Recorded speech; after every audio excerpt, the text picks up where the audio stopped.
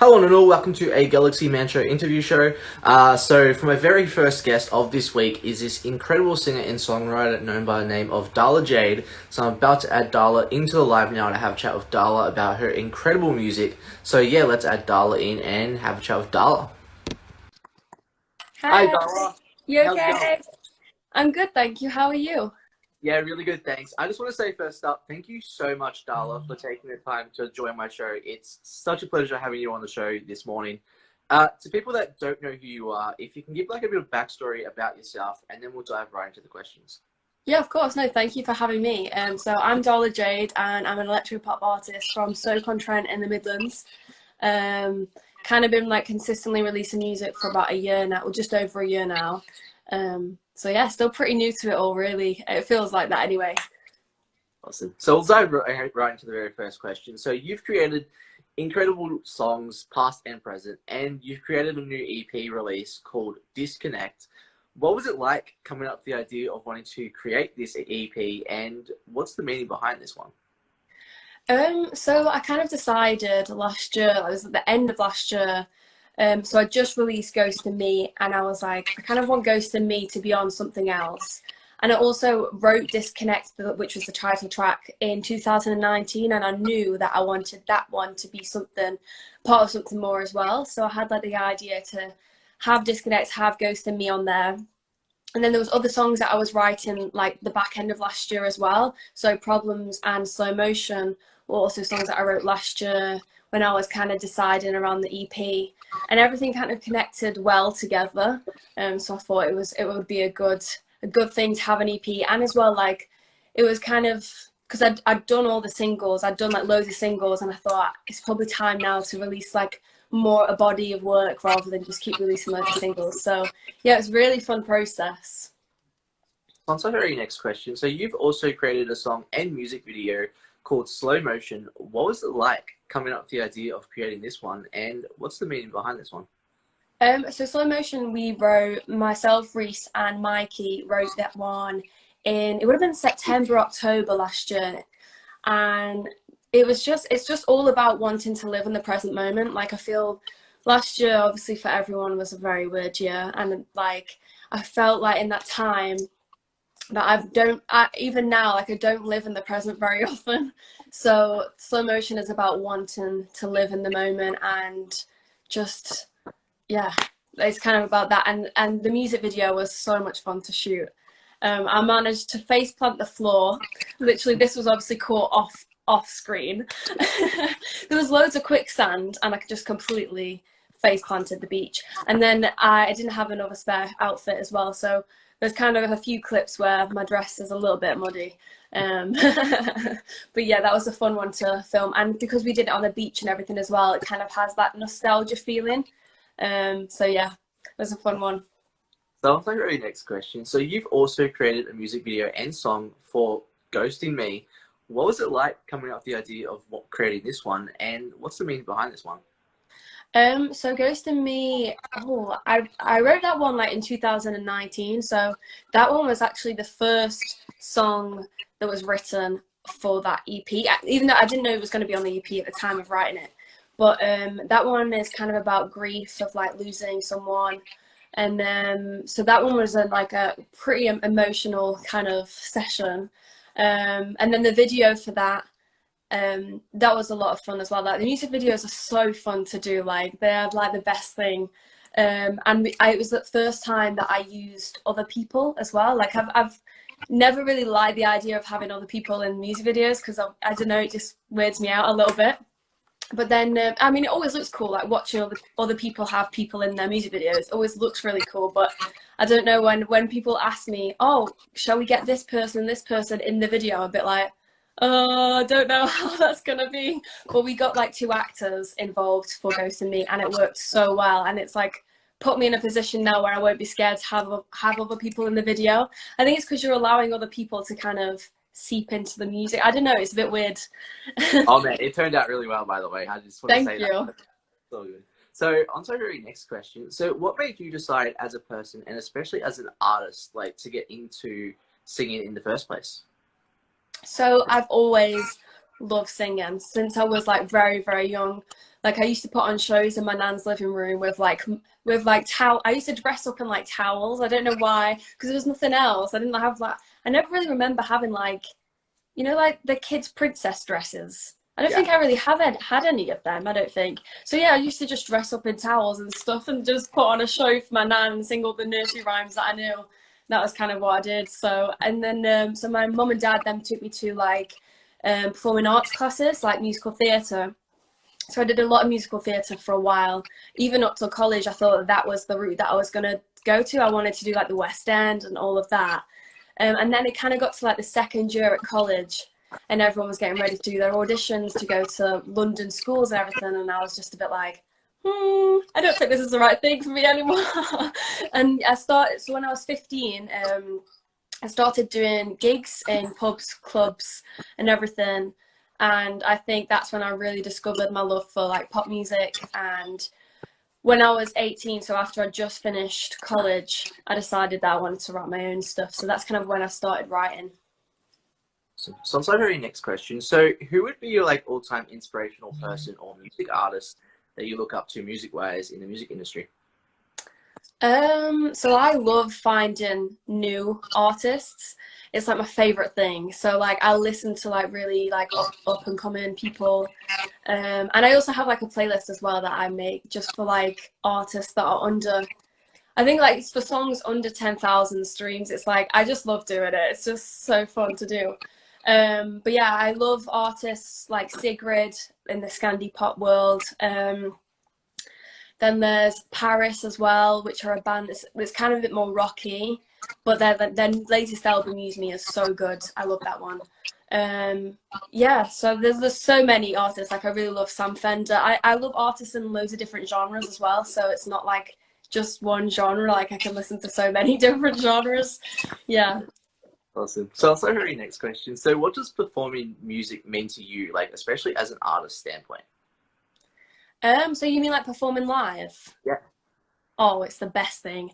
It's been so horrible this whole year not having any gigs, but I did one of my first gigs back a few weeks ago, and it was actually I got asked to headline the festival in Stoke, which is where I'm from, and it was so good. It was insane. Like to just have an audience was like the best thing.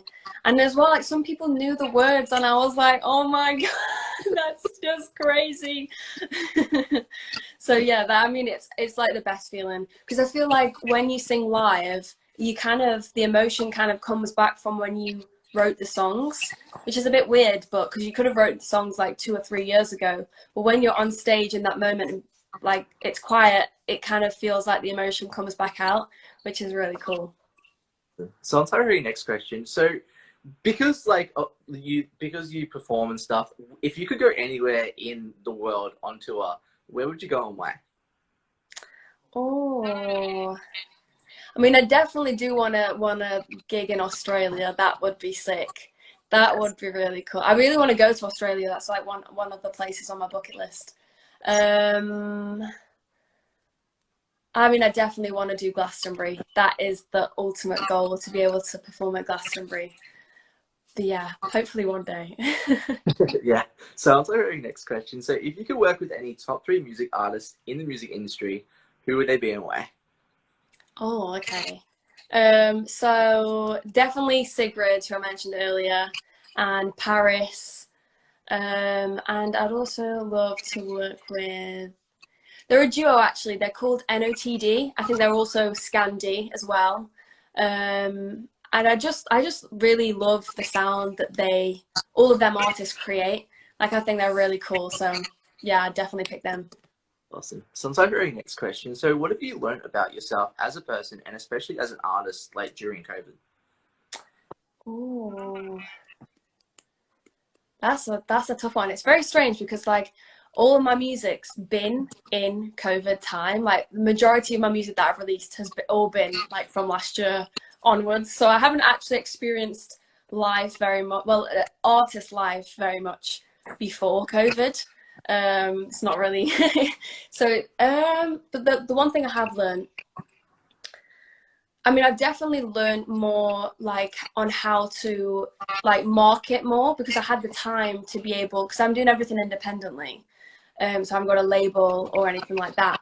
So it really did give me the time to be able to learn how to market properly, and well, try as much as I could. There's still loads more to learn, that's for sure. But yeah, so I learned how to do like Facebook ads and stuff like effectively. So it just gave me the time. Whereas I think if I was releasing before that, I don't think I would have done all of that because I wouldn't have had the same amount of time that I did have in COVID. On to our very next question. So, what are like the positive and negatives into creating your own music in the industry, and how do you get through those like negative moments as an artist? So I think that is this like for creating music? Yeah. So the negative parts I think is I don't know. I think because I'm quite like I'm a bit of a perfectionist, and I also like sometimes I get very much in my own head, especially when I'm writing on my own. So like I'll be writing something and I'm like, no, that's not very good. That's not very good. I'm like, I can really sack off an idea before. But then if I bounce that idea off someone else could go, oh, that's actually not a bad idea. Do you know what I mean? But I sometimes can shut things down before I've even like really figured it out yet. So yeah, that's definitely a negative part. But I do kind of think that all creatives probably have that. Because I mean, it is quite difficult writing on your own sometimes. It's very hard to know like if something's really good or if something's not good. It's very like, yeah, it's very in the air. Awesome. So, on to our very last question. So, with being a performer, what's like next for you with like music wise? So I've got like a fair few live gigs coming up, which is like, thank God, it's been so long. So yeah, the live gigs are actually stacking up quite nicely. I've got a gig in London actually, which will be like my first proper gig in London because I've only ever done showcases there at the moment, and where it's like 4 songs. But I'm supporting a guy called Conrad at Omira, and that's going to be really fun. As I believe it's sold out as well, which is sick. So yeah, that one is going to be fun. I'm also doing some gigs in Stoke as well. Got like a tour kind of thing booked for December where I'm supporting a band called Reiko, which will be fun. So that's like on the live side, and then there's just so much more music to kind of come. I'm already working on the next EP, so yeah, it's gonna be good. Awesome. Well, I have to ask, by the way, would you like to perform one of your songs on the show? Oh, that could be good. I probably need to like pull something up, Yeah. but let me just grab a. I'll probably do one of the ballads because I know, Yeah. like, with how Instagram just doesn't like singing on things, so I will do a ballad. Let me just grab a backing track. What time is it where you are, by the way? Is it 7:30? It's like 7 in the morning. Really? Oh. Yeah, it's my birthday today. Oh my gosh, it's your birthday! Yeah, I feel like I've got to sing you happy birthday. So good. Are you sure? Nah, so good. My brother already did that before this morning. Oh, well, I hope you have like a midday. I hope it's good. So much. I think Yeah, you. I'm going out for dinner later tonight, so it'll be awesome. Oh, where are you going? I don't know yet for certain. My mum and sister are taking me out, so yeah, it's gonna be fun. That's going to be so good. Well, I hope you have a midday. So much. Right, let me just log in to this.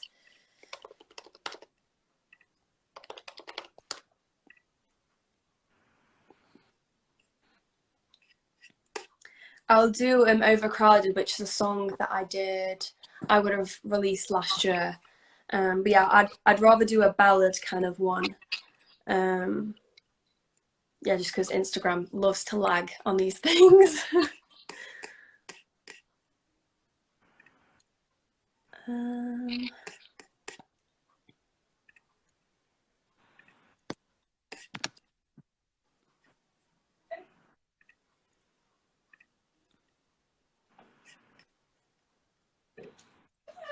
Okay.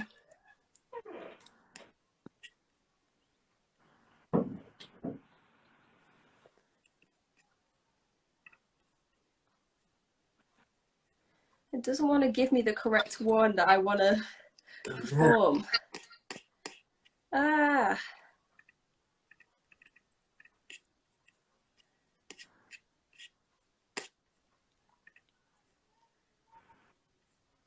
It's really, I can't get the one that I want to do, and it's really, I don't know why it's glitching on me like this. Let me try this. I've got it. We're good, we're good.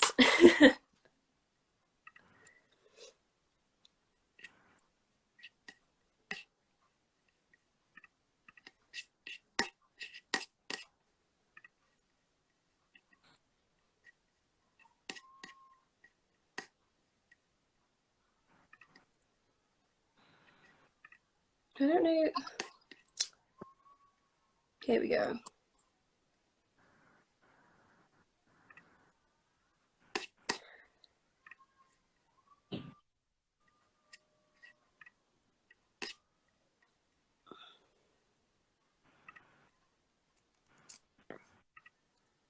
Is this okay for you otherwise? Yeah, it'll be. Can you hear that? Yeah, okay, wicked.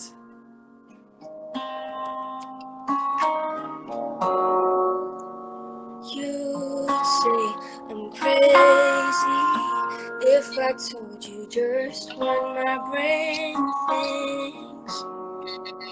My feelings are hazy, but that's something I won't let you see.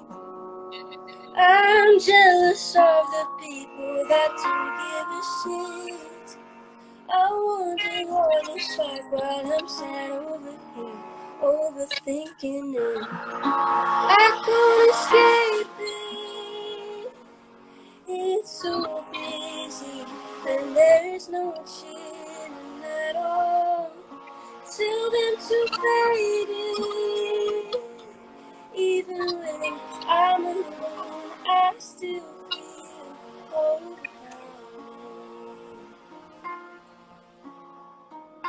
A constant struggle, dealing with my borderline emotions.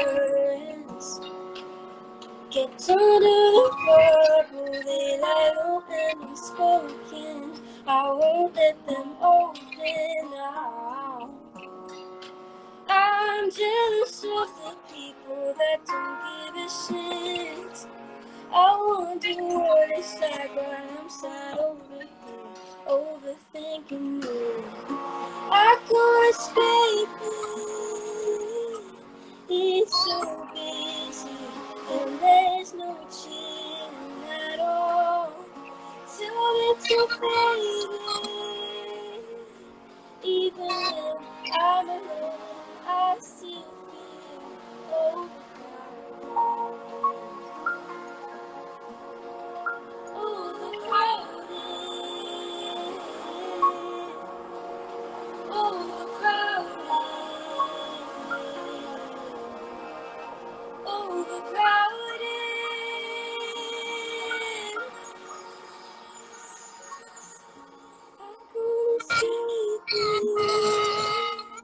It's so busy, and there's no chilling at all. Please tell it to fade it.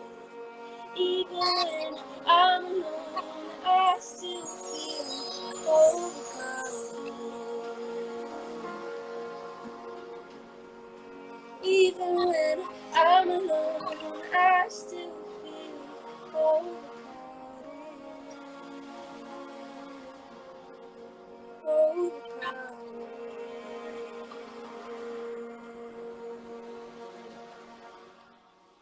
Yes, wow. Thank you. Oh my gosh.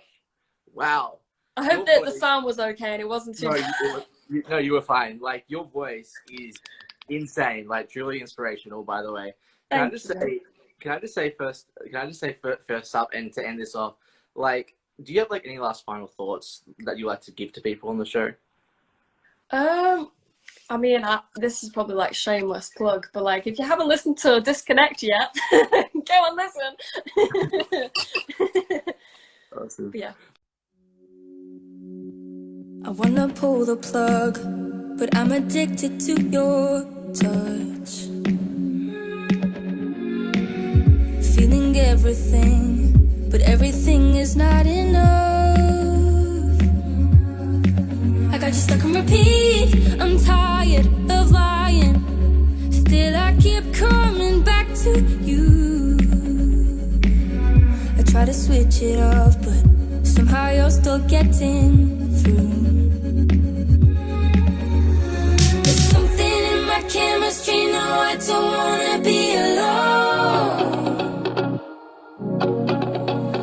It's wired in my DNA, I wish my heart would let it go. We're headed for a disconnect, reconnect. We're headed for a disconnect, reconnect. Don't tell me you want it, you can't even comment. I'm just trying to be honest, I know the score.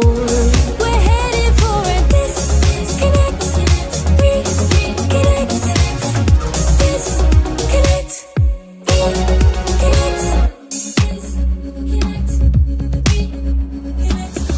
We're dysfunctional, we'll do anything for love. So tell it like it is, way too much is not enough.